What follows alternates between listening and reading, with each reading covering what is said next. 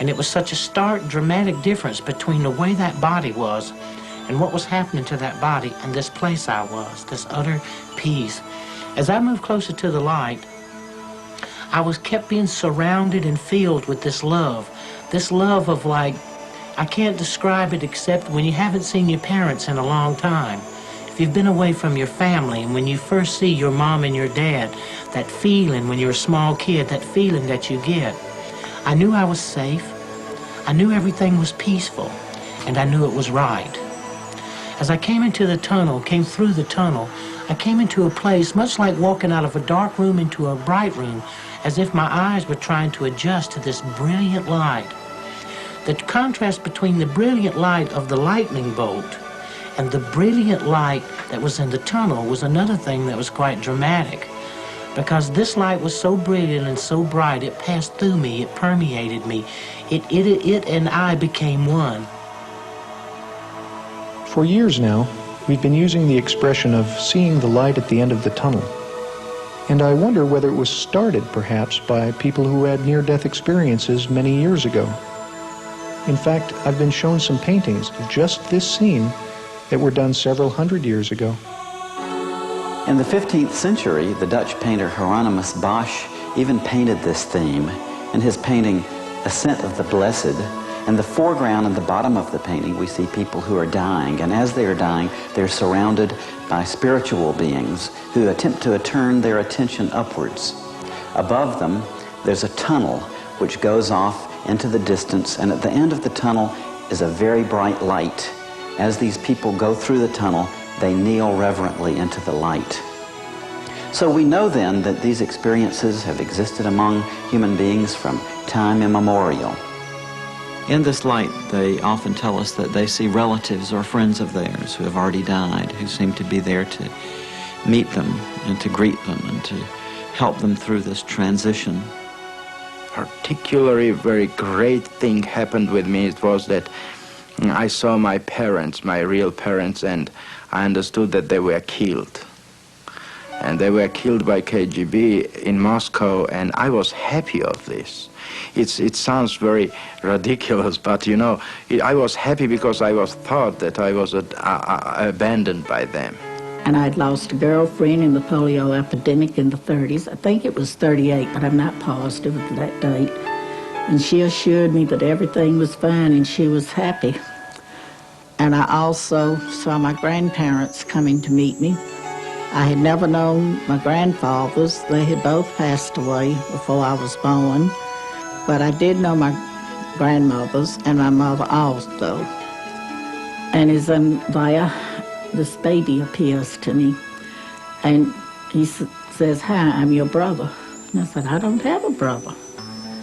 And we don't talk as I'm talking to you. There was no way of misunderstanding. It was more like it was mental telepathy. And he shows himself to me as a small infant, dressed in a cap and a little long dress with a knitted sack over it, booties and socks, and tells me, "Look me over now and remember how I look this way. And you can tell our Father when you get back and he'll tell you it happened." And when I was able to talk to him, my dad said, "Well, I don't know how you knew that because nobody but your mother and the doctor and I knew about these things." So it gives me hope to know that whatever happens, we'll be seeing each other again one day, as we're greeted by those loved ones, family and friends who have already died. All these greeters seem to be encouraging us to come into the presence of that light and are letting us know that everything is going to be okay. The being of light that these patients often describe encountering is plainly a personal being. They say that they are in the presence of a being of complete love who accepts them and loves them totally, and who has a wonderful personality, is very knowledgeable about them, very wise, very helpful, also has a wonderful sense of humor. This is the most wonderful part of it. This is a warm, loving light. It's the most masculine, but it also has overtones of mother love, sisterly love. This just pulsates around. He has totally accepted me and forgiven me for everything I've ever done, but can I forgive myself for some of these selfish things I have done? She took on all the pain and all the suffering with total understanding of what had brought me to that point. And it was like we were intertwined in that everything that I felt, she felt too. And there was this unconditional love, like most parents have for their children, that no matter how bad I might have been, or that I was totally loved and totally understood, because she understood the motivation behind what I did.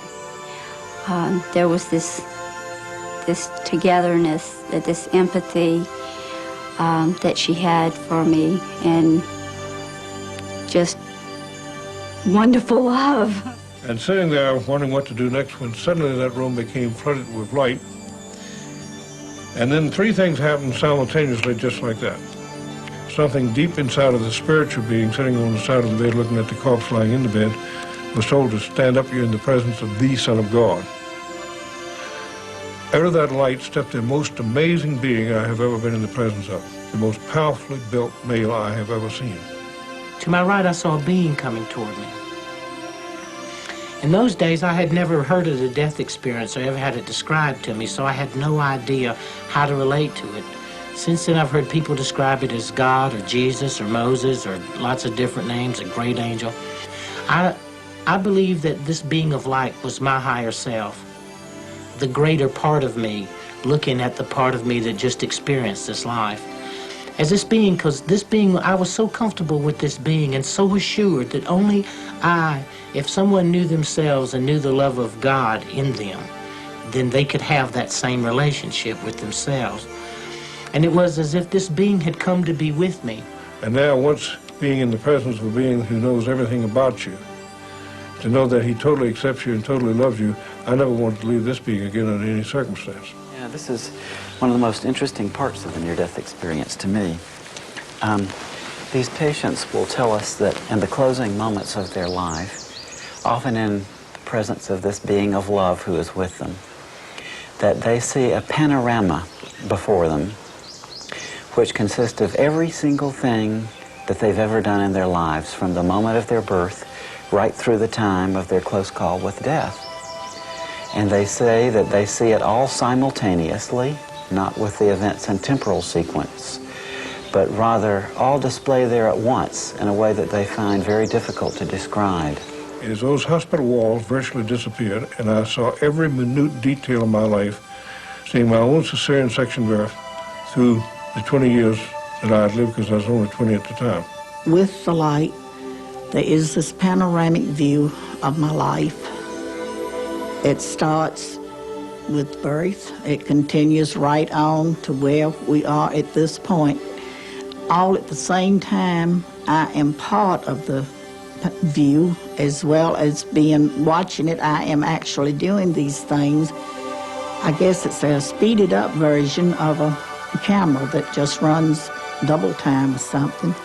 But I actually had the feelings of what was going on as I saw it, and also standing off to the side and being able to look around and look at the different things that went on at different times in my life. I saw all my life, but it's in that dimension which cannot be described. This was holographical view of being inside of your life, and then being as a viewer, participating the play of theater which happening there.